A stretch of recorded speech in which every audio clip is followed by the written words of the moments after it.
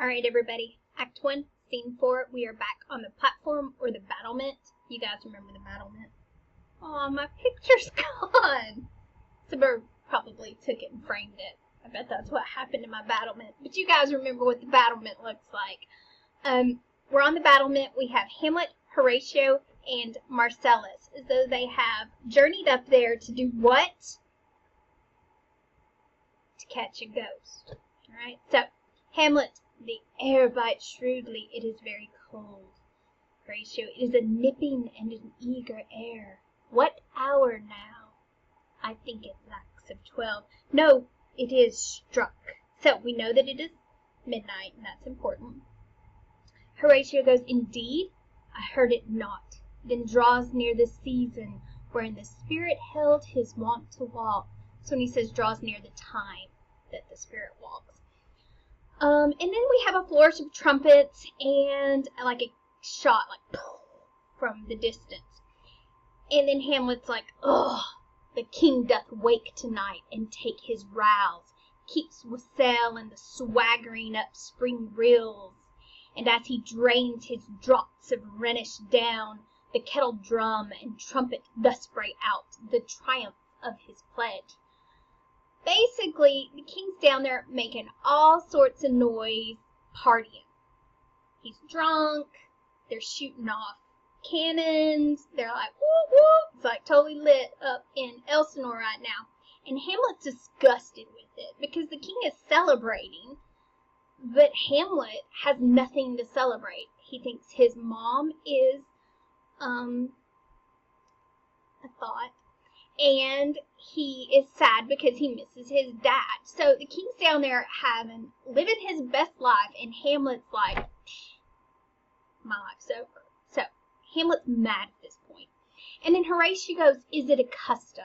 And when he says, is it a custom, he means, do you guys usually party like this in Elsinore? Is it usually done this way? And Hamlet goes, I marry, but to my mind, though I am native here, and to the manner born, it is a custom more honored in the breach than the observant. So Hamlet's like, yeah, they do that here. And even though I was born here, manner born, it is a custom more honored in the breach than the observant. He's like, we should stop it. It should stop being observed. This has got to stop. And then he continues, this heavy-headed rebel, east and west, makes us traduced and taxed of other nations. So basically he's saying we're down here partying like it's 1999, and people around us, other countries around us, it sort of ruins our reputation with them. He continues, they clep us drunkards, and with swinish phrase soil our addition. So they clep us drunkards, they call us drunks. And it soils our addition, and indeed it takes from our achievements. So even though we do good things, when people are like, oh, but they're still a bunch of drunks. So he's like, it belittles us as a people. And he goes, the pith and marrow of our attribute. So oft it chances in particular men that per some vicious mole of nature in them, as in their birth, wherein they are not guilty. So he's like, it's almost like an individual who is born, a mole of nature, that within them, in their birth, is some sort of flaw, like some sort of deformity. And he says, wherein they are not guilty, since nature cannot choose his origin, much like, if you're born with, a birthmark, it's not your fault, you can't help it, you were born that way. So he continues, since nature cannot choose his origin, by the o'ergrowth of some complexion, oft breaking down the pales and fort of reason, or by some habit that too much o'erleavens them. So he's like, some flaws men have, or, these things they can't overcome, they were given by birth. He said, but we harm ourselves. We choose to do this. This makes us look bad, and we choose to do it. So he's kind of pointing out the difference between the two, the fact that they could change this, that they could put an end to this sort of besmirching of their reputation. And then he continues, their virtues else, be they as pure as grace, as infinite as man may undergo, shall in the general censor take corruption from that particular fault. The dram of ale doth all the noble substance off doubt to his own scandal. And so he's just like, we need to stop this. It makes us look bad, and it's just terrible, and it needs to end. And at this point, Horatio is like, oh, look, my lord, it comes. And then the ghost enters. So Hamlet is, of course, completely taken aback, and he's like, angels and ministers of grace, defend us. So he's calling out for the angels to defend him, because when he sees the ghost, he thinks it's possibly an evil spirit. And he asks it, be thou a spirit of health or goblin damned? Bring with thee airs from heaven or blasts from hell? Be thy intent wicked or charitable? Thou comest in such a questionable shape that I will speak to thee.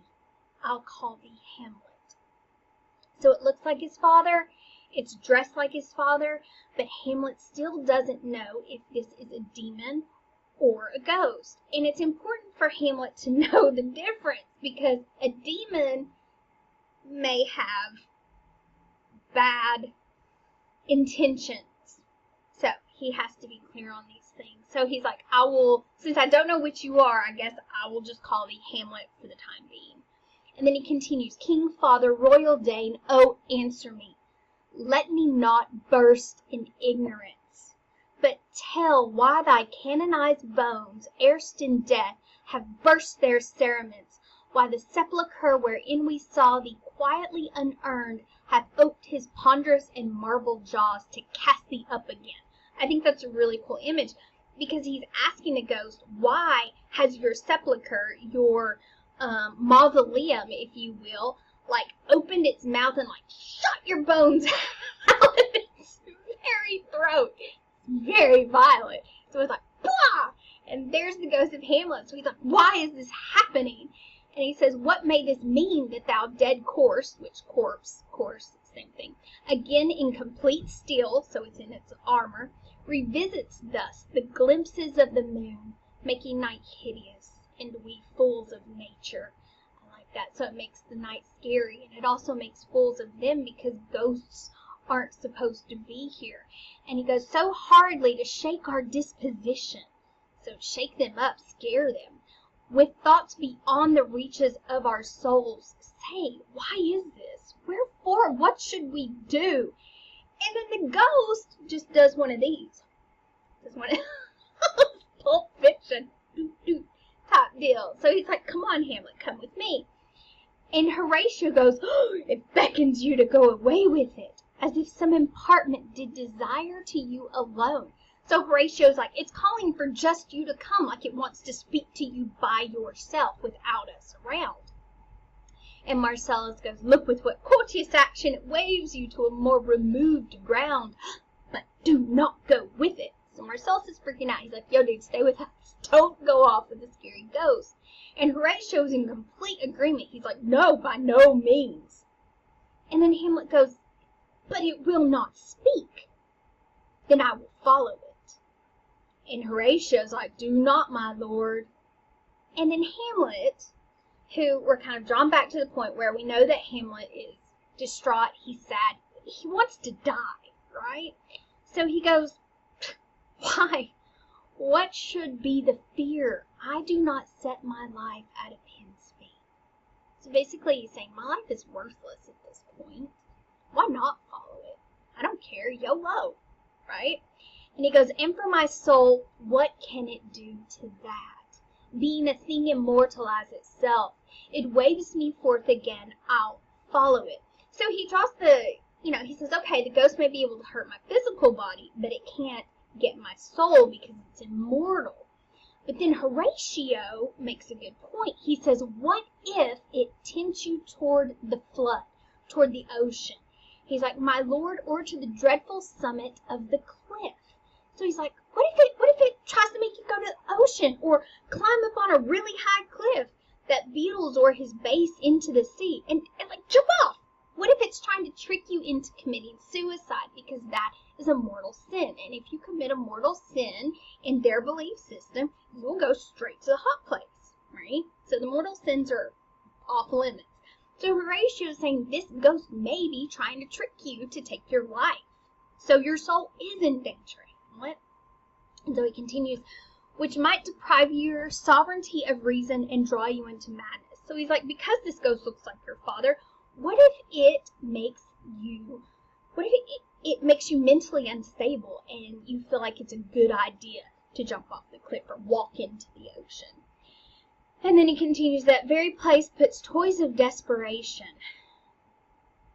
without more motive into every brain that looks so many fathoms to the sea and hears its roar beneath.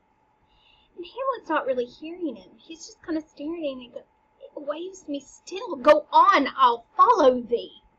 And then Marcellus is like, you shall not go, my lord. And Hamlet starts to get violent. At this point on the stage direction, Marcellus will grab at him, and Hamlet will be like, hold off your hands.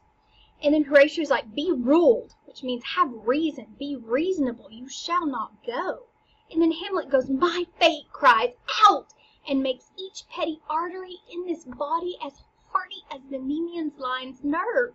And the whole time that Hamlet's getting fired up, the ghost is just beckoning him.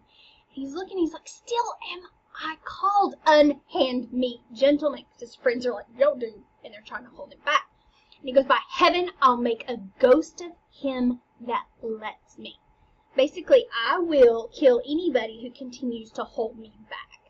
And then he goes, I say, away, go on. And then he looks at the ghost and he says, I'll follow thee. And then the ghost and Hamlet exit. We're left with Horatio and Marcellus as Hamlet departs the side of the stage with the ghost. And Horatio is losing his business because his bestie has just walked off with, we don't know if it's a demon. I think Horatio thinks it's a demon. And he goes, he waxes desperate with imagination. So he's lost his faculties. And Marcellus goes, let's follow. 'Tis not fit thus to obey him. So we can't obey him. Although we obey Hamlet because he is our superior, at this point his faculties, his reasoning is not there. We must follow him.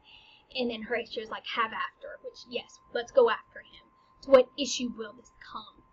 And Marcellus says, something is rotten in the state of Denmark, which is another really famous line from Hamlet. And Horatio goes, heaven will direct it. And then Marcellus says, nay, let's follow him. So Horatio and Marcellus are going to follow Hamlet and the ghost. They're kind of far behind. So then we are going to come to a scene where it's just ghost and the Hamlet. The ghost and Hamlet. So Hamlet asks the ghost, whither wilt thou lead me? Speak, I'll go no further. And the ghost says, mark me. When you hear mark me, it means listen to me, pay attention, take heed. And Hamlet goes, I will. And the ghost says, my hour is almost come, when I to sulphus and tormenting flames must render up myself. So, we know where the ghost has been hanging out. The ghost has been hanging out in hell. Okay? Now, this is our first clue that perhaps the ghost is a demon. The ghost is either a demon or he is being tortured in hell. So, Hamlet has a conundrum. With our next line, we hear Hamlet go, alas, poor ghost. So he feels bad. So he's kind of leaning more towards, this is my father, not a demon. Because I think if he thought it was a demon, he'd be like, burn, that's what you get, bad demon dude. So, alas, poor ghost. And the ghost gets kind of ill. He's like, pity me not, but lend thy serious hearing to what I shall unfold. So he's like, I'm about to tell you a story and I need you to listen. Do not pity me, but listen. And he goes, Hamlet, speak, I am bound to hear. And Ghost says, so art thou to revenge when thou shalt hear. So the ghost has just told Hamlet that you are about to have to seek revenge. And Hamlet's like, what? And the ghost says, I am thy father's spirit, doomed for a certain term to walk the night, and for the day confined to waste in fire. So he can walk during the day on earth, but then during the day he has to hang out in hell. Till the foul crimes done in my days of nature are burnt and purged away. So, his crimes, the foul crimes done in my days, not his crimes, but the crimes that were done to him. He must be avenged. But that I am forbid to tell the secrets of my prison house, so he can't tell him too much about hell. I could tell unfold whose lightest word would harrow up thy soul.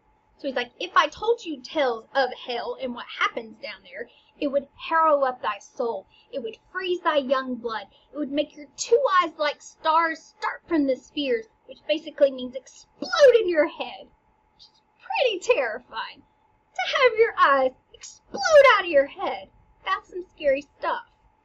Thy knotted and combined locks to part, and each particular hair to stand on end like quills upon the fretful porcupine. So you'd be so scared. It's like a Scooby-Doo episode. You'd be like, Zorks! And all your hair would be standing up everywhere. And he says, but this eternal blazon must not be to ears of flesh and blood. List, list, oh list, if thou didst ever thy dear father love. And Hamlet at this point is starting to realize what's happening. And he's like, oh God. And then the ghost says, revenge his foul and most unnatural murder. And Hamlet's like, murder? And the ghost goes, murder most foul. As in the best it is, but this most foul, strange, and unnatural. So the ghost has just told us that he was murdered. Murder, murder, murder. Hamlet goes, haste me to know it. At this point, Hamlet's starting to get fired up. He's like, haste me to know it. Tell me who it is. Tell me what I need to do. I'm ready to do this. And he goes, I with wings as swift as meditation or the thoughts of love may sweep to my revenge. And the ghost goes, I find thee apt, which means I find you ready to do this. Like the ghost is like, yeah. And he goes, and duller shouldst thou be than the fat weed that rots itself in the ease on Lathe wharf. Wouldst thou not stir in this? Now, Hamlet, hear. Now we're about to hear the murder scene, what happened, and how the ghost was murdered. He begins, 'tis given out that sleeping in my orchard a serpent stung me. Now, when we initially hear this, we think that he was like napping in his orchard and a serpent came up and bit him. He's not saying that. He's saying that a serpent, as in a bad guy, stung him or took him out. So he's just kind of setting up the scene that he was harmed by a man with evil intentions in the orchard while he was just napping. He's trying to take a nap. Good gosh, he's keen. It's exhausting killing Fortinbras and taking out Norway. He just wanted a little nap. Can't even nap in Helsingborg. So, he says, a serpent stung me, so the whole ear of Denmark is by a forged process of my death rankly abused. But know, thou noble youth, the serpent that did sting thy father's life now wears his crown. Dun, dun, dun! Claudius, Uncle Stepdaddy, killed the great King Hamlet. Oh, my prophetic soul, mine uncle, says Hamlet. And the ghost is mad. The ghost is about to go hard. And he calls him an incestuous, adulterate beast, with witchcraft of his wit, with traitorous gifts, oh, wicked wits and gifts that have the power so to seduce. And he's talking about Gertrude here. One to his shameful lust, the will of my most seeming virtuous queen. Oh, Hamlet, what a falling off was there. And he's talking about King Hamlet as opposed to King Claudius, and how I love that the ghost is really arrogant here because it's like, Claudius, as opposed to me. I'm King Hamlet, I'm the bomb.com. And he goes on and he says, from me, whose love was of that dignity, that it went hand in hand even with the vow I made to her in marriage, and to decline upon a wretch whose natural gifts were poor to those of mine. So he's like, you know, I have all these amazing gifts, and I'm so awesome, and my virtue's great, and I loved Gertrude so hard. But then Claudius, he's like a little, nobody likes Claudius. Claudius is gross. No. And then he thinks, but virtue as it never will be moved, though lewdness courteth in a shape of heaven, so lust thou to a radiant angel linked will sink itself in a celestial bed and prey on garbage. So he's talking about the fact that Gertrude is now married to Claudius, and their bed or their marriage or their love or whatever they do in there is just a big pile of garbage that's gross. But then the ghost kind of changes his tone. He goes, soft. Methinks I scent the morning air, brief let me be, because remember, he only has a certain amount of time before he has to go back to, the hot place. And he goes, sleeping within my orchard, my custom always of the afternoon, so he had a nap time.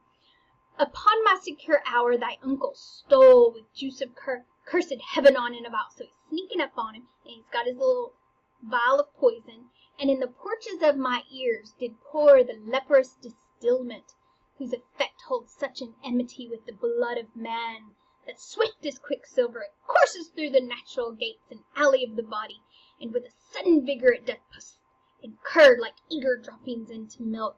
The thin and wholesome blood, so did it mine, and a most instant terror barked about, most laser-like with vile and loathsome crust all my smooth body.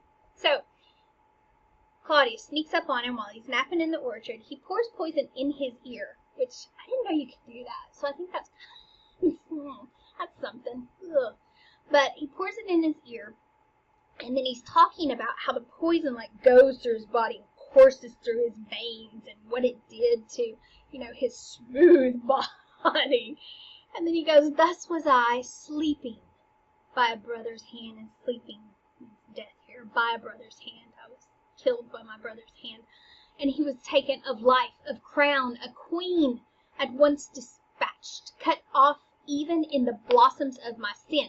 Now, when he says cut off even in the blossoms of my sin, at this point we learn why he's in hell.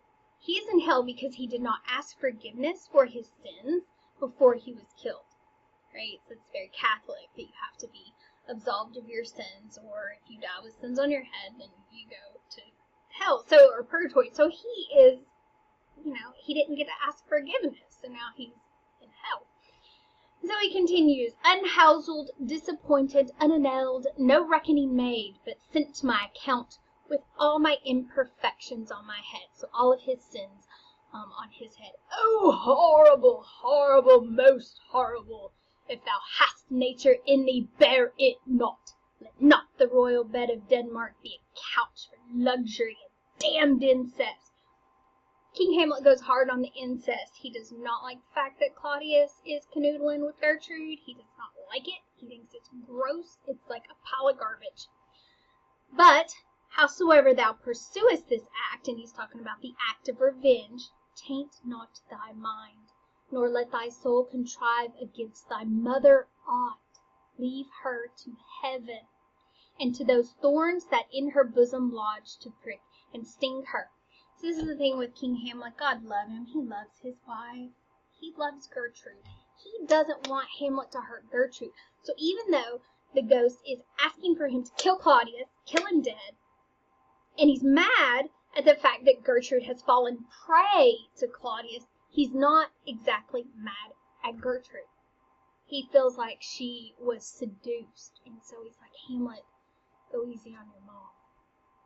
And then he goes, but he also knows that she must feel guilty, so let the thorns, let the guilt take care of that for his revenge. That just let her feel bad, let her own guilt punish her for being with Claudius. And then he goes, fare thee well at once, the glowworm shows the matin to be near. So the glowworm's coming, the matin is morning in French, and that it's coming, and begins to pale his ineffectual fire. Adieu, adieu, Hamlet, remember me. And then he goes back to hell, sad. So he exits.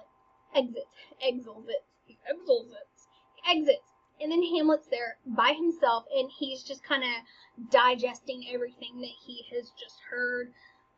And so we have kind of his, oh, all you host of heaven, oh, earth, what else? And shall I couple hell? I hold my heart, and you my sinews grow not instant old, but bear me stiffly up. Right? So he's like fired up. He's like, you What? It's on. It's on. And he's like, remember thee, hi, thou poor ghost, while memory holds a seat in this distracted globe. And the globe is his head, so I think that's really cool. Remember thee. He's telling him, you asked me to remember you? That's all I can think is of this business that you have just told me. And he says, yea, from the table of my memory, I'll wipe away all trivial fond records, all saws of books, all forms, all pressure past, the youth and observation copied there. So basically, he's like, oh, I'll remember you. He said, I will wipe everything else out of my brain. Trivial facts, books that I have read, all forms, all pressures of the past, anything that happened, I will have a one-track mind. And thy commandments all alone shall live. I shall only have that one thought within the book and volume of my brain, unmixed with baser matter, yes, by heaven. So he's like, I am only going to concentrate on revenge. It's the only thing I care about anymore. And then he switches it and he goes, oh, most pernicious woman. And he's kind of, it's a stream of consciousness thing. His mom pops into his brain. And he's talking about her. And then again when he says, oh, villain, villain, smiling, damned villain, he's thinking about Claudius, right? So he's thinking about his mother and, oh, how she has been so tricked and duped. And then he thinks, oh, Claudius, you're a villain, villain. And then he goes, my tables, meet it as I set it down, that one may smile and be a villain. At least I am sure it may be so in Denmark. So, uncle, there you are. Now to my word, it is adieu, adieu. Remember me, I have sworn to it. So, at this point, Horatio and Marcellus are entering the stage. Hamlet has sworn himself to avenge his father's death. So Horatio's going to come in. He goes, my lord, and then you'll hear Marcellus, and they're still kind of off stage, but they're coming towards stage. And then Lord Hamlet and Horatio's like, heaven secure him. So he's just like, oh, thank God you're okay. Heaven has kept you safe. And Hamlet goes, so be it. And Marcellus says, Alio, ho, ho, my lord. That's basically, hey, here we come. Please don't, here we come. And then come bird comes. So Hamlet's like, yeah, come on, come on. So then Horatio and Marcellus will enter stage. And then Marcellus is like, housed, my noble lord. So how are you doing? Are you okay? What's going on? And then Horatio's like, what news, my lord? Or tell us what happened. And Hamlet's real cheeky. He's like, oh, wonderful. And at this point, we'll see Hamlet begin to act a little weird. And so Horatio's like, good, my lord. Well, tell it. Tell us what happened. And Hamlet goes, oh, no, you'll reveal it. And Horatio's kind of taken back, and he's not I, my lord, by heaven. And then Marcellus is like, I won't tell either, nor I, my lord. And then Hamlet goes, how say you then, would heart of man once think it? But you'll be secret. And Horatio and Marcellus, I by heaven, my lord. And Hamlet goes, there's ne'er a villain dwelling in all Denmark, but he's an errant knave. So basically he's saying, surely out of all these people that live in Denmark, there has to be at least one villain. And Horatio goes, there needs no ghost, my lord, come from the grave to tell us this. So Horatio's like, if the ghost told you that there's a villain in Denmark, we don't need somebody to come from the depths of hell or heaven to tell us that there's somebody in Denmark's a bad guy. And Hamlet continues, and he says, why, right, you are in the right, and so with more circumstance at all, I hold it fit that we shake hands and part. For you as your business and desires shall point you, for every man hath business and desires, such as it is. And for my own poor part, look you, I'll go pray. So Hamlet's like, oh, well, you're right, okay, well, let's part ways. And Horatio's like, but wait, these are wild and whirling worlds, my lord. So basically, you're not making sense.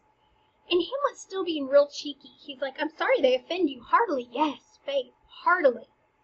And Horatio's like, well, there's no offense. You didn't offend me. But you're still not making sense. What is happening? And Hamlet continues, yes, St. Patrick, but there is Horatio, and much offense too. So even though Horatio's like, there's no offense, Hamlet's like, yes, there has been an offense. And he's talking about Claudius's murder of King Hamlet. But of course, Horatio doesn't know what he's talking about. And so he continues and he goes, touching this vision here. So basically talking about the ghost. It is an honest ghost, that let me tell you. So Hamlet told him, it's not a demon. It is the spirit of my father. And he continues, for your desire to know what is between us, the ghost and Hamlet, or master as you may. And now, good friends, as you are friend, scholar, and soldiers, give me one poor request. So he's like, the ghost, it's a ghost. It's my father. But I need you guys to promise me something. And Horatio goes, what is it, my lord? We will. And Hamlet goes, never make known what you have seen tonight. So don't tell anybody that my father walks in a ghostly specter form. And so Horatio and Marcellus say, my lord, we will not. And then Hamlet goes through this weird swear. I swear. And then he's like, oh, okay, well, swear over here. Oh, but now swear over here. And he does this in kind of a squirrely manner. And so he continues to go through and make everybody swear, and then the ghost comes off stage. You hear his voice, and he's like, swear, and it's really creepy and ominous, and the fog machines are going at this point. It just seems really crazy. But basically he's making them swear that they will never tell. And so, praise oath, never speak of this, have you seen, swear by my sword, swear. And then Hamlet goes, swear on my sword. They all swear on his sword. And then Horatio ends by saying, oh, day and night, but this is wondrous strange. And then Hamlet goes, and therefore as a stranger give it welcome. Oh, this is my favorite line in Hamlet. There are more things in heaven and earth, Horatio, than are dreamt of in your philosophy. Shut up. That, yes, Shakespeare. So basically he's telling Horatio, believing in ghosts or seeing ghosts or whatever, and the fact that, this amazing thing has occurred to him, he's just telling Horatio that there are more things that we don't understand than things that we do understand on earth. But then he says, but come, here's before, never so help you mercy, how strange or odd soe'er I bear myself, as I perchance hereafter shall think meet to put an antic disposition on. So this whole part, he says this beautiful philosophical thing to Horatio, but then when he says, but come, he's basically saying, come here and listen, I have to tell you this. He's like, from this point on, I may act strange or odd. When he says I bear myself, I may carry myself strange or odd. Or I may put on an antic disposition. I may act silly, that you at some times may see me with arms encumbered thus, or making silly little movements, or a crazy little head shake, or some doubtful phrase. And then he's making, when he says, as well, we know, or we could, and if we would, he's giving examples of crazy things that Horatio may see him saying. So he's like, or I may say something like, well, we know, or we could, and if we would. So that seems confusing on reading. It's not as confusing when you see it play on stage, but he's just giving him examples of weird little things that he may say in public. But basically what he's telling him is that he is going to begin to feign madness. That he is going to begin to put on an act that he has lost his mind. Whenever he's in the presence of Claudius and Gertrude and Polonius and all of these guys. So he's going to fake madness. And so the ghost again says swear. And Hamlet says, rest, perturbed spirit, because the ghost, he hears it off stage, and he's like, rest. So, gentlemen, with all my love, I do commend me to you, and what so poor a man as Hamlet is may do to express his love and friending to you. God willing shall not lag. So at this moment, they're having a real bromance. He's like, thank you guys for being such amazing friends, for having my back, for worrying that this ghost was going to try to persuade me to jump off a cliff. And he goes, let us go in together and seal your fingers on your lips, which means it's a secret. I pray its time is out of joint, which means things are not as they seem. Things are disjointed. They are not whole. Things are in separate pieces. This is a situation that he is going to have to put right. And he says, oh, cursed spite, that ever I was born to set it right. Nay, come, let's go together. So initially, when Hamlet knew that he was going to have to avenge his father's death, he was like ready to the ghost. He was like, yeah, I'm going to get some, I'm going to get some. But then here we see his first little bit of kind of him lament the fact that he has to do this, that he's going to have to kill Claudius. And so he's like, that ever I was born to set it right. So basically,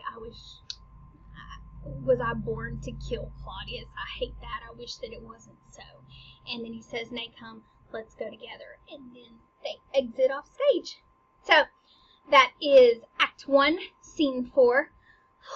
I'm wore out. That was a lot emotionally. It took a lot out of me emotionally. But I hope that helps you understand what's happening and the lines. We will meet again for Act 1, Scene 5. All right, bye guys.